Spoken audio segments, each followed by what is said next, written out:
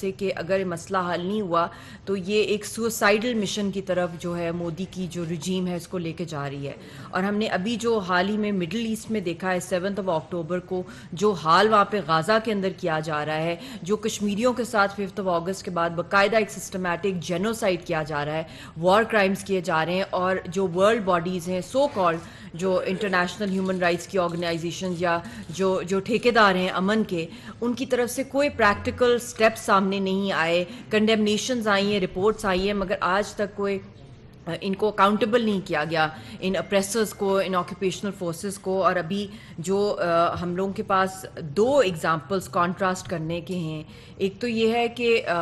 دنیا میں آج تک ایسا ہوا نہیں ہے کہ ایک وار زون کے اندر اتنی زیادہ فوٹیجز جو ہیں سب کے سامنے آ رہی ہیں غازہ کی, جس میں بچوں کو بھی شہید کیا جا رہا ہے, بیبیز کو ہاسپٹلز میں لمحہ بلمحہ پوری دنیا کے اندر انفارمیشن کا ایک it's an influx of information regarding what's happening there. اور اتنا ہی اسی دور کے اندر 21 سینچری میں مقبوضہ جموں کشمیر کے اندر ریموٹ مانیٹرنگ ہو رہی ہے, جب سیٹلائٹ کا دور ہے کہ یہاں پہ کسی کو بھی ایکسیس نہیں ہے, نہ انٹرنیٹ ہے, نہ کوئی وہاں کی انفارمیشن شیئر کی جا سکتی ہے. ایک میریکل ہوتا ہے کہ وہاں کی کوئی فوٹیجز آتی ہیں جو وار کرائمز کریں, اور وہاں پہ بھی اس اتنی ہائٹ پہ جو ہے وائلنس ہے ہندوستان کی اسٹیٹ کی طرف سے جو ان امیجنیبل ہے.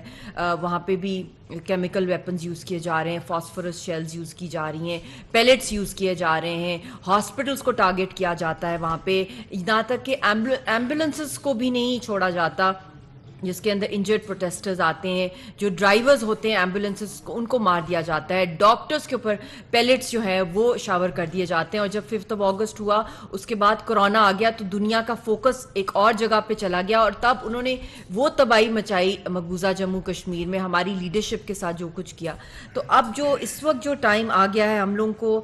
جب بات کرتے ہیں انٹر کنیکٹیوٹی کی, انٹرفیتھ ہارمنی کی بات کرتے ہیں, اور بہت سی چیزیں جو اس انٹرم سیٹ اپ کے اندر جو بہت گلوبل چیلنجز ایکسپوز کیا ہے جنہوں نے اپریسرز کو, خاص طور پہ انڈیا کو گلوبل فرنٹ کے اوپر, جو انہوں نے سکھوں کو ٹارگٹ کیا ہے کینیڈا کے اندر, اور ان کا جو انٹرنیشنل ٹیررسٹ نیٹ ورک ہے RSS کا, جس کے تھرو وہ کشمیریوں کو بھی باہر کے ملکوں میں ہراس کر رہے ہیں, ان کو تھریٹس دے رہے ہیں, ان کے گھروں میں جا کے سری نگر کے اندر ان کو کہہ رہے ہیں کہ آپ کی فیملیز اگر باہر کے ملکوں میں جو ہیں وہ اگر انہوں نے پروٹیسٹ کیا تو ہم آپ کے گھر چھین لیں گے, آپ کی پراپرٹیز کو ڈیمالش کر دیں گے. تو اب یہ کھل کے ان کا جو ریکٹ ہے اس کینیڈا کے انسٹنٹ, ابھی جو لیٹسٹ آیا ہے کہ کینیڈا کے جو پرائم منسٹر نے کہا ہے کہ جو انلیگل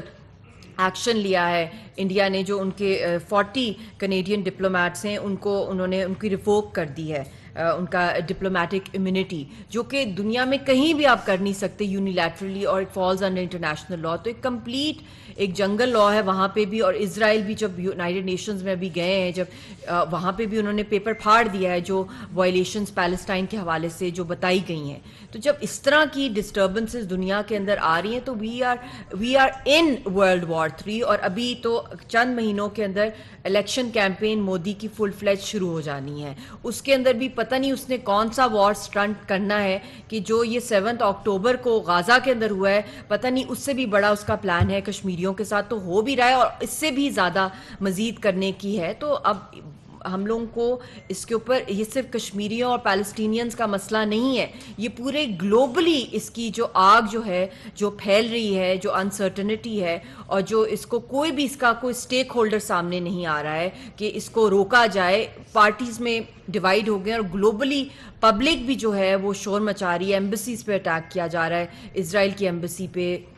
امریکہ کی ایمبیسی. اسی طرح جو کشمیریوں کا مسئلہ ہے, یہ میں سمجھتی ہوں کہ اگر اب بھی دنیا نے اس کے اوپر, اسپیشلی یونائٹڈ نیشنز نے اس کے اوپر ایکشن نہیں لیا, تو یہ نیا نارم ہو جائے گا جینوسائڈ, وار کرائمز دنیا کے اندر. اینڈ ڈونٹ ایکسپیکٹ کہ کشمیری لوگ جو اس وقت پرامن ہیں 99.9% وہ اسی طرح رہیں گے. یہ ان کی زمین ہے, وہ وارث ہیں زمین کے. جتنے بھی زندہ ابھی بچے ہوئے ہیں یا تو قبر ہے ان کے لیے, اور قبریں بھی نہیں مل رہی. کشمیری واحد قوم ہے اس وقت دنیا میں, اور لیڈرشپ ہے جہاں ہمیں لاشیں تک نہیں ملتی جن کو ہم دفنا سکیں. تو یہ اتنے سیریس وار کرائمز ہیں, اور we demand high level commission of inquiry from the United Nations, and they should be challenged, these persecutors, these oppressors, especially جو انڈین اسٹیٹ جو کر رہی ہے کشمیریوں کے ساتھ under the radar of international law, international criminal law, international humanitarian law کے through ان کو چیلنج کیا جائے آئی سی سی کے اندر اور آئی سی جے کے اندر. اور اس کے اوپر بھی جو میکنزم اس وقت جو صورتحال دن بدن ایگریویٹ ہو رہی ہے کشمیر کے اندر، اور جس تیزی کے ساتھ وہاں پہ ڈومسائلز جو ہیں وہ ایشو کیے جا رہے ہیں نان کشمیریز کو، چاہے وہ بہاریز ہیں، چاہے وہ ہندوتوا کے فالوورز ہیں، اور within the next few months it is going to be a mini India. Majority میں جو 50 لاکھ جو ہے انڈینس کو وہاں پہ آلریڈی ایک ڈسپیوٹڈ ٹیریٹری میں جو اللیگل ہے وہاں ڈیموگرافی کو چینج کرنا، سملر جو ٹرینڈ ہے ریپلیکیشن انہوں نے کی ہے اسرائیل کی جوش سیٹلمنٹس کی غازہ کے اندر، وہی چیز جو یہاں پہ جس تیزی بلکہ ان سے بھی 10 ٹائم زیادہ سپیڈ میں ڈیموگرافی کے چینجز کیے جا رہے ہیں. تو فیو منتھس کے اندر انہوں نے اناؤنس کرنا ہے کہ وہاں پہ انڈیا میجورٹی میں ہے اور تب پلیبسٹ کیا جائے. تو یہ بہت ہی آئی تھنک اس ٹائم بہت کم ٹائم ہے ہمارے پاس، اور اس کے اندر